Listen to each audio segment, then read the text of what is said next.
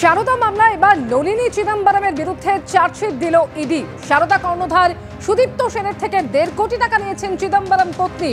সারদা মামলার চার্জশিটে এমনই দাবি করা হয়েছে ইডির তরফে। সরাসরি কথা বলবো প্রকাশ সিনহা, প্রতিনিধি রয়েছেন এই মুহূর্তে আমাদের সঙ্গে। প্রকাশ, 65 পাতার চার্জশিট নলিনী চিদম্বরমের বিরুদ্ধে, ঠিক কি রয়েছে এই চার্জশিটে? দেখো, তোমাকে বলে দিই, 65 পাতার চার্জশিট এবং তার সঙ্গে রয়েছে প্রায় 1000 টাকার পাতার নথি, অর্থাৎ 65 পাতা এবং 1000 পাতার নথি, তথ্য প্রমাণ ইতিমধ্যেই কিন্তু ইডি আধিকারিকরা নিয়ে প্রবেশ করেছেন ইডির স্পেশাল কোর্টে এবং চার্জশিট জমা দেওয়ার প্রক্রিয়া সেটা কিন্তু চলছে।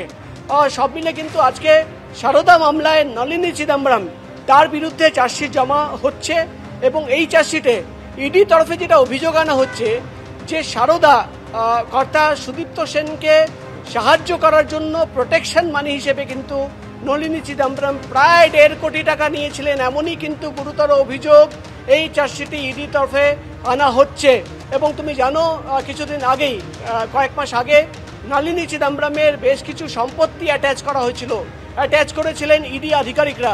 তারা দাবি করছেন যে তারা যখন নলিনী চিদম্বরমকে প্রশ্ন করেছিলেন, জানতে চেয়েছিলেন, তিনি যেটা দাবি করেছিলেন যে তিনি কনসালটেন্সি হিসেবে এই টাকা নিয়েছিলেন, কিন্তু ইডি তরফে দাবি করা হচ্ছে যে নথি নলিনী চিদম্বরম জমা দিয়েছেন সেখানে কিন্তু কোথাও দেখা যাচ্ছে না যে এটা কনসালটেন্সি ফিস।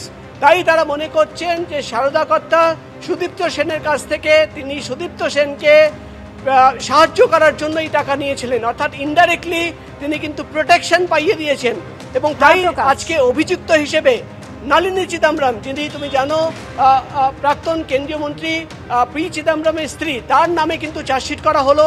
সারদা মামলায় তাকে অভিযুক্ত হিসেবে দেখানো হলো এবং অভিযুক্ত হিসেবে দেখিয়ে তার বিরুদ্ধে অভিযোগ আনা হলো যে সুদীপ্ত সেনের কাছ থেকে তিনি কিন্তু প্রোটেকশন মানি হিসেবে সাহায্য পাইয়ে দেওয়ার জন্য 1.5 কোটি টাকা নিয়েছেন এবং ইডি আধিকারিকরা এখনো কোর্টে রয়েছেন। সেই চার্জশিট জমা দেওয়ার প্রসেস এখনো কিন্তু চলছে। ধন্যবাদ প্রকাশ। গার্ডেন রিচ হাসপাতালে অস্ত্রোপচার কাণ্ডে নতুন তথ্য সামনে এসেছে। চোখের অপারেশনের জন্য ব্যবহৃত যে ওষুধ এবং ফ্লুইড তার গুণগত মান সঠিক ছিল না। একেবারে রাজ্য সরকার যে তদন্ত কমিটি তৈরি করে দিয়েছিল সেই তদন্ত কমিটি রিপোর্টে এই কথার উল্লেখ রয়েছে। আরো বিস্তারিত সন্দীপ সরকার আমাদের প্রতিনিধি বলবেন। বলো সন্দীপ। দেখো, গতকালই প্রাথমিক রিপোর্ট স্বাস্থ্য দপ্তরের তৈরি করা তদন্ত কমিটির প্রাথমিক রিপোর্ট স্বাস্থ্য ভবনে জমা পড়েছে। যে প্রাথমিক তদন্ত রিপোর্টে উল্লেখ করা হয়েছে যে অস্ত্রোপচারের টেবিলে যে বিশেষ ফ্লুইড ব্যবহার করা হয় ছানি অপারেশনের সময়, সেই ফ্লুইডের বোতলে ছত্রাক থাকতে পারে বলে আশঙ্কা প্রকাশ করা হয়েছে এবং অপারেশনের টেবিলে এক ধরনের জেলি জাতীয় ওষুধ ব্যবহার করা হয় যেটা অক্ষিগোলকের ভেতরের অংশে একটা আবরণ তৈরি করে।